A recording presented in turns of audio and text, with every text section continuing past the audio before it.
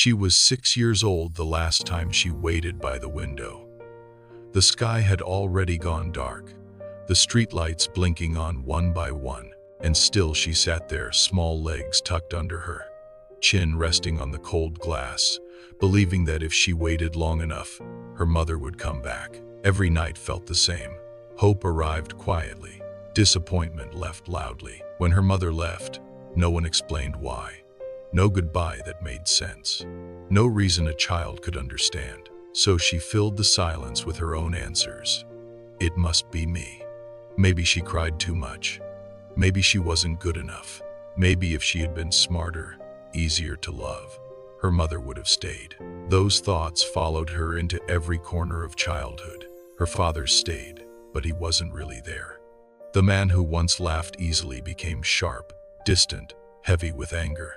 He spoke to her with impatience, corrected her harshly, and looked at her with eyes that seemed to see someone else, someone who had hurt him deeply.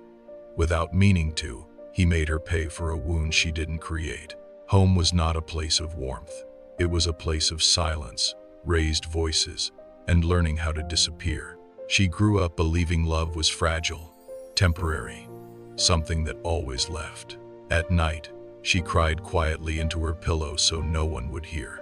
During the day, she learned how to be strong before she was ready, how to smile without being seen, how to succeed without being celebrated, how to survive without tenderness. Her heart built walls not to keep people out, but to keep the pain in.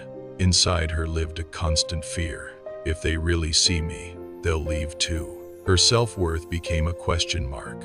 Her confidence, a fragile thing. She gave too much, accepted too little, and blamed herself for everything that went wrong. Still, somewhere deep within her, a small voice refused to disappear. A quiet whisper that said, there must be more than this. First, for her father understanding that his cruelty was grief wearing armor, that he, too, had been abandoned, and didn't know how to love without fear. She stopped trying to earn his approval, and started becoming someone she respected. Over time, her consistency, kindness, and strength softened him. Words he never knew how to say began to show in actions. Pride replaced resentment. Respect replaced distance. Faith entered her life gently, not through miracles, but through exhaustion. Through nights when she had no one left to talk to, so she talked to God. Through tears that felt unanswered, prayers that felt clumsy, and moments when all she could say was, I don't understand, but please don't leave me too.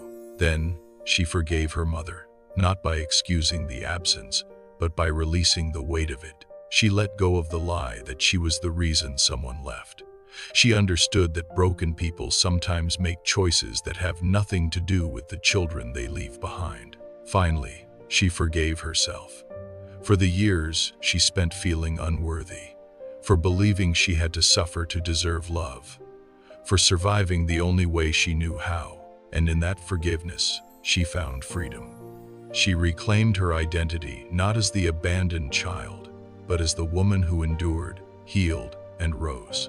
She learned to love herself with patience, to trust without losing herself, to build a life rooted not in fear, but in faith. Her success didn't just show in what she achieved, but in who she became: steady, compassionate, and whole. She no longer waited by windows hoping someone would return. She walked forward, trusting that what God removed was never meant to define her, and what He planted in her was meant to grow. Her story didn't erase the past. It transformed it, and in doing so, she became living proof that abandonment does not get the final word, faith does.